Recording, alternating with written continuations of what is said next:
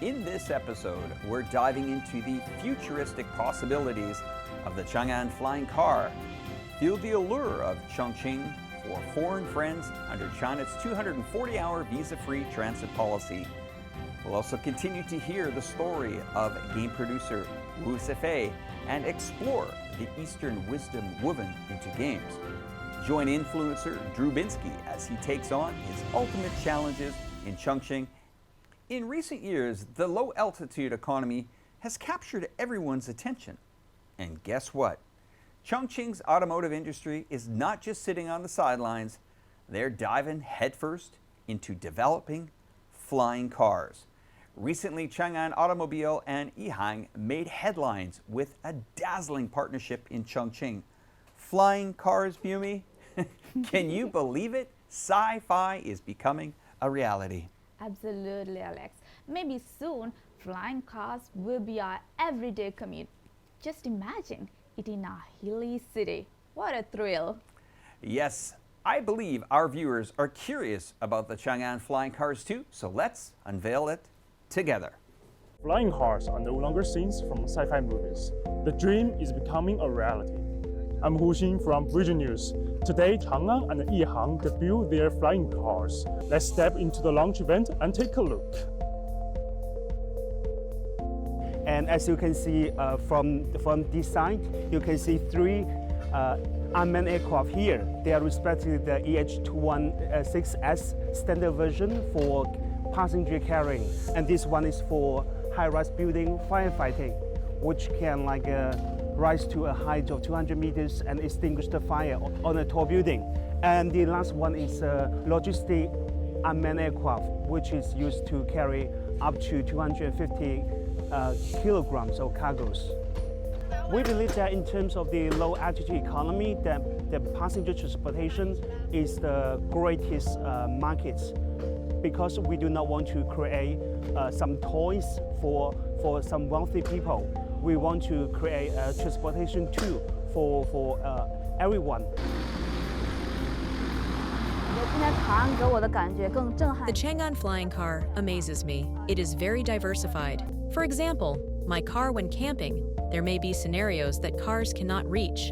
Then, our flying vehicles could further expand these boundaries, whether it is high-altitude retrieval, capturing some items, or transporting items to extreme environments. This approach may better meet users' needs. I believe that in the past few years, the low-altitude economy has already demonstrated some of its application value.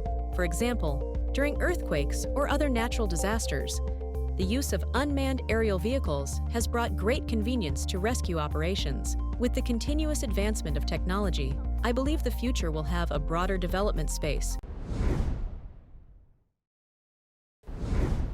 Recently, China announced an extension of the visa-free transit period for foreign friends from the previous 72 and 144 hours to a whopping 240 hours. Pumi, after this policy change, what new possibilities do you think foreign tourists will have for planning their trips to Chongqing? Any recommendations? Well, Alex, I have one or two. One is desert rock carvings, of course. Exactly, Pumi. 240 hours is more than enough for us to fall in love with Chongqing. If you're planning a spontaneous getaway, why not add Chongqing to your itinerary? And more friends are already flocking to Chongqing.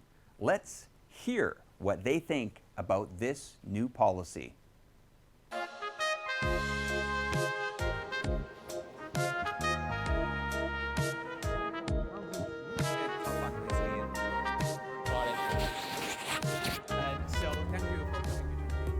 Easy for us to come here without have to go to do the visa thing and all that.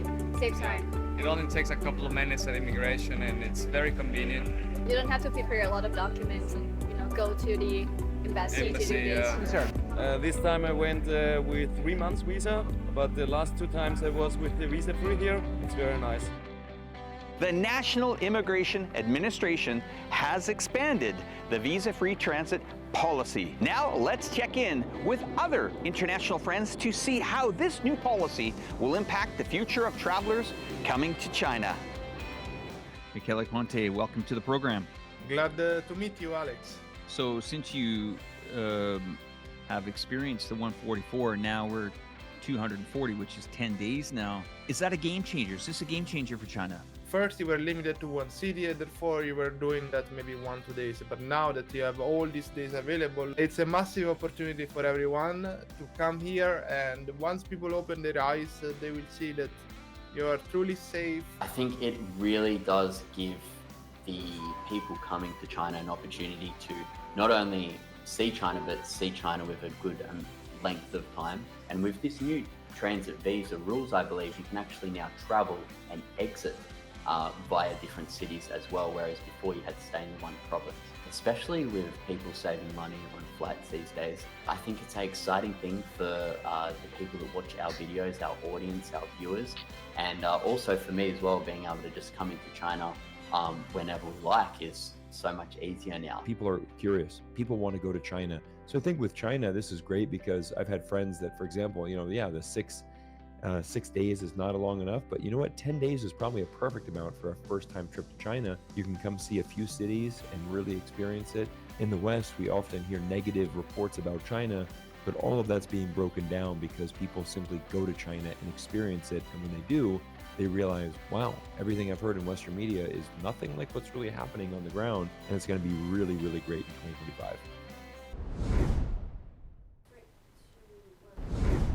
Last episode, we talked about Wu Zifei and his team who faced setbacks but never gave up. They finally won global recognition with their game My Time at Portia. And the exploration never stops. That's right, Alex. As a local game development team, breaking into the international market always comes with the challenge of culture difference. Up next, let's dive deeper into their solutions. Actually, as a very new players like me, at the first glance, I just feel like the visuals and the character design do not seem too different from other similar games. So what brings you the confidence to say this game will be successful? When we're making Sandrock, we actually went up to northern China to visit. In Gansu, we visited the Gobi Desert. We talked to a lot of local, people there, and we asked them, it's like, why do you stay here if there's a lot of sandstorms here? We wouldn't be able to write characters very well if we don't know the real story, because we don't know the motivations for those people. And we found out when they said, oh, we want to stay here because, we knew people who died here, and we want to make it better so that other people wouldn't die. That type of motivation, it really drives in the character growth in our story. And that's grounded because it's based on real world experiences. When you have that in a product, it makes people feel like it's a genuine product. And as you go through the storyline, you get closer and closer to the world and other characters' struggles so that you become part of it. Yeah, there's a lot of dialogue. We haven't worried about the start of the game yet, but so you fight them. Just Which one should I? Which one? This is a focus test. She killed him with one bullet. I don't even know what I did. Why is it so easy now? Sorry, we found a bug. I just helped you find a bug. Yeah. Do you have any plans or the breakthrough in the future?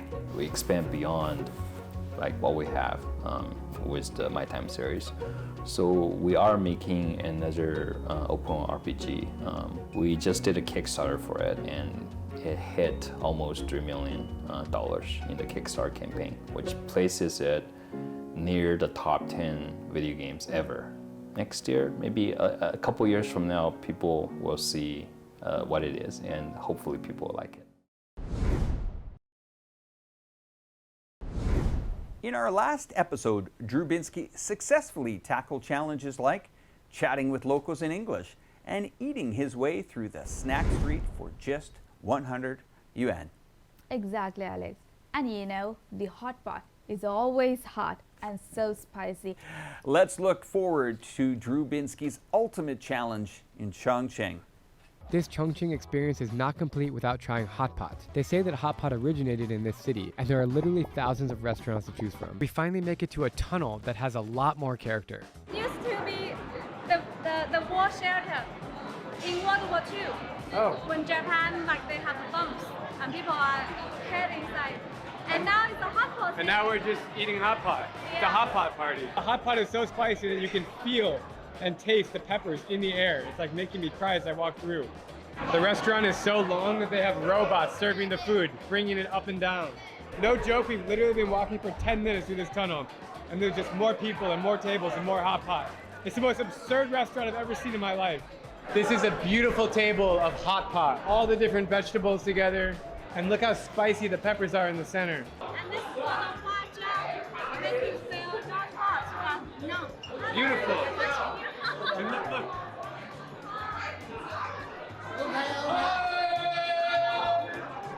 So good. Okay, the plan is we're gonna buy beer and surprise all these old guys with some beer.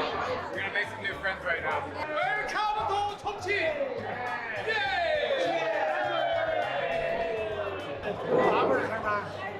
Hey, Chongqing. Mama? Where? Oh, I got a Thank you. Chongqing is a very unique city. The people's personality, people's friendly, people's open. That's the thing, but different from other cities. Chongqing people. I've never seen a flask this big in my life. This is called Baijiu. It's really strong liquor. Yes. China, America. Crazy. This could be the best meal in the world because you have so many different meats and vegetables going into two different flavors of broth. We have the really spicy one. We have the tomato one that's mild. This is like a dream come true. Hot pot in Chongqing. This is the spicy one. That's really spicy. Wow. We just paid the bill. It was 171 renminbi, which is $23 for all of that, including the drinks. That's why you guys should come to Chongqing. I can't believe how incredible Chongqing has been. Ending my trip with this amazing meal really ties everything together. Chongqing has been full of surprises. This place wasn't even on my radar a few months ago, but I can honestly say that it's now my favorite city in China. Recently, a breathtaking aerial video from Wuxi, Chongqing has taken the internet by storm, leaving viewers in awe. The video showcases the winding, the cliffside roads, a marvel of design and a testament to the hard work that went into building them. It's hard to imagine the difficulty of carving roads into such steep cliffs. Truly a challenge against nature's limits. Now let's immerse ourselves into this unparalleled beauty.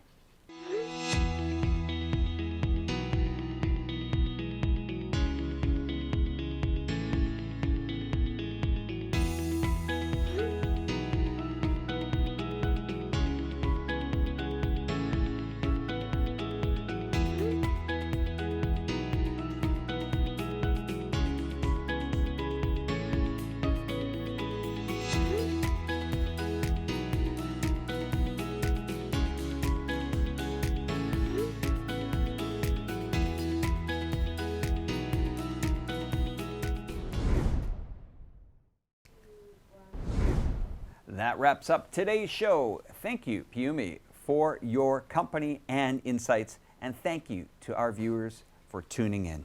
Thank you, Alex, and thanks to everyone for your support. We hope to see you again in the next episode. Let's meet, showcasing new Chongqing to the world. I'm your host, Alex. Thanks for watching. And I'm Piumi. Bye-bye. Bye-bye.